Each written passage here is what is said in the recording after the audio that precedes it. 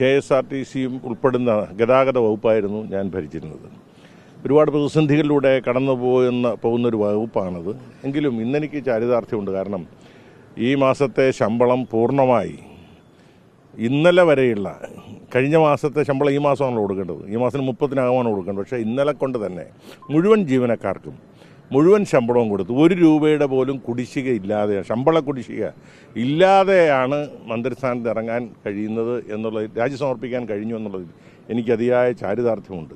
പലപ്പോഴും ജനങ്ങളുടെ ധാരണ KSRTC ജീവനക്കാർ ശമ്പളമില്ലാതെ പ്രവർത്തിക്കുന്നവരാണെന്നാണ് ധാരണ. പക്ഷേ ഇന്ന് അവധിയാണ്. ഇന്നലെ ശമ്പളം കൊടുക്കാൻ കഴിഞ്ഞിരുന്നെങ്കിൽ ക്രിസ്മസിന് ശമ്പളം മുടങ്ങുന്നൊരു സാഹചര്യം ഉണ്ടാകുമായിരുന്നു.